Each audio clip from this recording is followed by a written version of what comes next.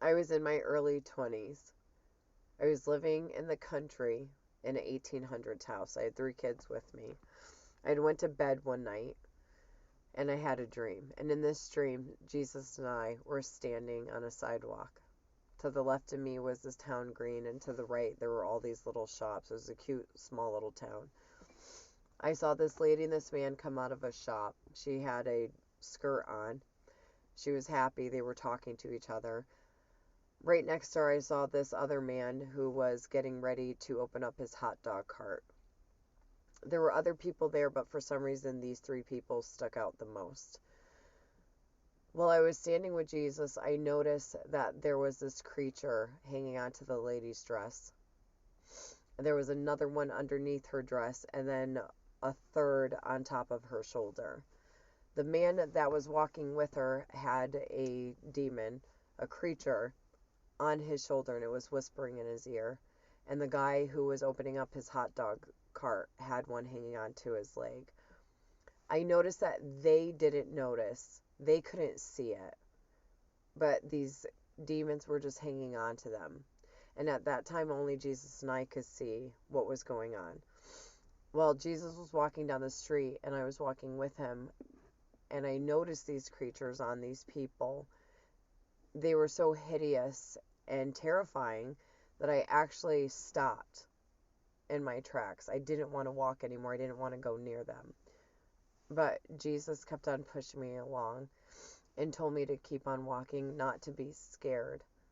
That as long as I'm walking with him, they can't hurt me. And as we started walking down the street, as Jesus started going by each individual that had these demons attached to him, these demons started screaming and they started hiding behind the people. And as we were walking by,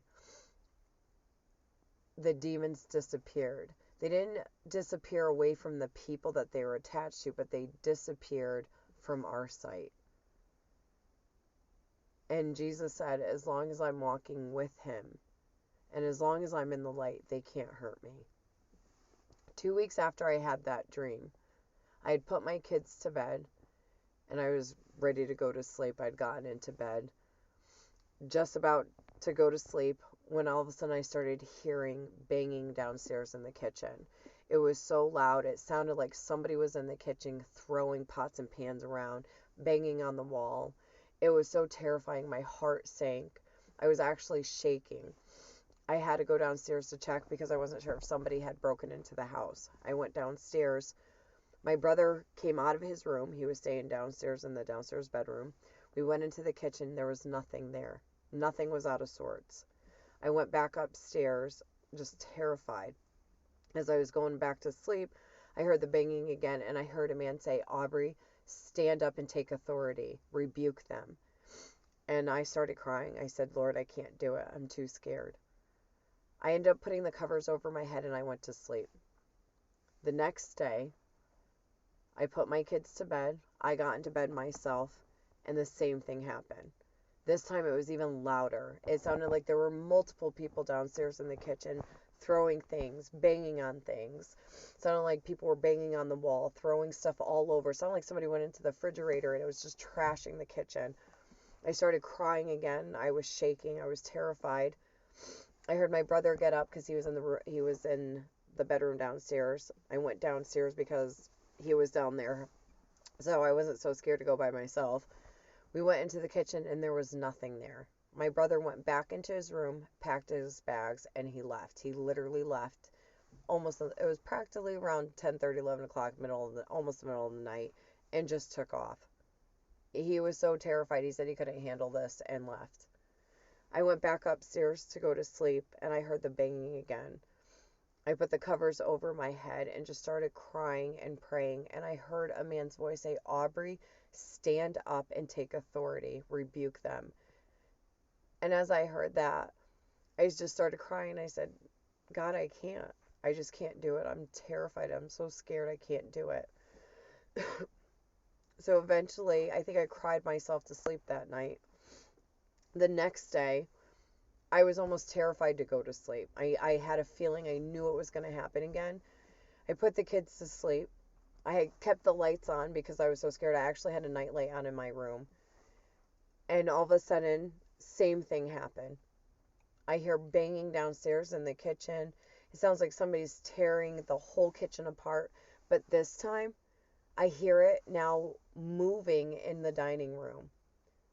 I hear it now in the hallway going upstairs. I hear banging, like somebody is walking, throwing things around downstairs, banging on the walls. And I hear this noise slowly walking upstairs and banging on the walls. And it's getting closer. And I'm crying, almost ready to pee my pants. The covers are over my head. I'm terrified. I'm crying out to God. And I hear a man say, Aubrey, get up now and rebuke them. Take authority and rebuke them. And I just started crying. I said, I can't do it, God. I'm so scared.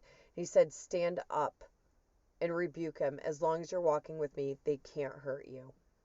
Stand up. And I said again, I can't do it. I pulled the covers tightly over my head.